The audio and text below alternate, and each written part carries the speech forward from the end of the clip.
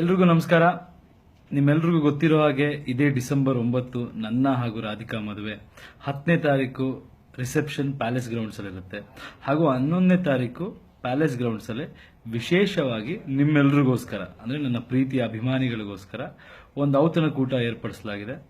ಬೆಳಗ್ಗೆ 11 ಗಂಟೆಯಿಂದ ಮಧ್ಯಾಹ್ನ 3 ಗಂಟೆವರೆಗೂ ಸತತವಾಗಿ ಸಾಕಷ್ಟು ಜನಕ್ಕೆ ಊಟದ ವ್ಯವಸ್ಥೆ ಮಾಡಲಾಗಿದೆ. ಕಾರಣ ಇಷ್ಟೇನೆ, ನಿಮ್ಮೆಲ್ರಿಗೂ 9ನೇ ತಾರೀಕು 10ನೇ ತಾರೀಕು ನನ್ನ ಮದುವೆಯಲ್ಲಿ ಭಾಗವಹಿಸಬೇಕು ಅಂತ ಆಸೆ ಇರುತ್ತೆ, ನಮ್ಮನ್ನು ಮೀಟ್ ಮಾಡಬೇಕು ಅಂತ ಆಸೆ ಇರುತ್ತೆ. ಕೆಲವು ಅಲ್ಲಿ ಜಾಗದ ವ್ಯವಸ್ಥೆಗಳು ಅಥವಾ ಅಲ್ಲಿ ರೆಸ್ಟ್ರಿಕ್ಷನ್ಸ್ ಕೆಲವಿರುತ್ತೆ. ಅದರಿಂದ ನಿಮ್ಮ ಮನಸ್ಸಿಗೆ ಯಾರಿಗೂ ಬೇಜಾರಾಗಬಾರ್ದು. ಎಲ್ಲೋ ದೂರದಿಂದ ಬಂದಿರ್ತೀರಾ, ಅವ್ರು ಯಾರಿಗೂ ತೊಂದರೆ ಆಗಬಾರ್ದು ಅನ್ನೋ ಕಾರಣದಿಂದ 11ನೇ ತಾರೀಕು ಇನ್ನೊಂದು ದಿನ ಸ್ಪೆಷಲ್ ಆಗಿ ನಿಮಗೋಸ್ಕರನೇ ಒಂದು ಔತಣಕೂಟ ಏರ್ಪಡಿಸಲಾಗಿದೆ. ನಾನು ರಾಧಿಕಾನು ಅಲ್ಲಿರ್ತೀವಿ, ನೀವೆಲ್ಲರೂ ಬರ್ಬೋದು, ಭಾಗವಹಿಸಬಹುದು. ಮುಖ್ಯವಾದ ಇನ್ನೊಂದು ನನ್ನ ಕೋರಿಕೆ, ನೀವು ಯಾರು ಯಾವುದೇ ಕಾರಣಕ್ಕೂ ಯಾವುದೇ ಉಡುಗೊರೆ ತರೋದಾಗ್ಲಿ ಅಥವಾ ಹಾರಗಳ ತರೋದಾಗ್ಲಿ ಏನು ಮಾಡಬೇಡಿ. ಪ್ರೀತಿಯಿಂದ ಬಂದು ನಮ್ಮನ್ನು ಹಾರೈಸಿ ಹೋದ್ರೆ ಅಷ್ಟೇ ಸಾಕು.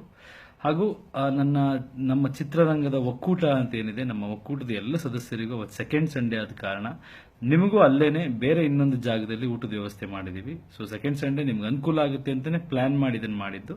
ನೀವೆಲ್ಲರೂ ಬಂದು ಅದರಲ್ಲಿ ಭಾಗವಹಿಸಬೇಕು ಅನ್ನೋದು ನನ್ನ ಒಂದು ಆಸೆ. ನಿಮ್ಮ ಪ್ರೀತಿ ಹಾರೈಕೆ ಹೀಗೆ ಇರಲಿ. ನನ್ನ ಜೀವನದಲ್ಲಿ ನೀವೆಲ್ಲರೂ ತುಂಬಾ ಮುಖ್ಯವಾದ ಒಂದು ಭಾಗ.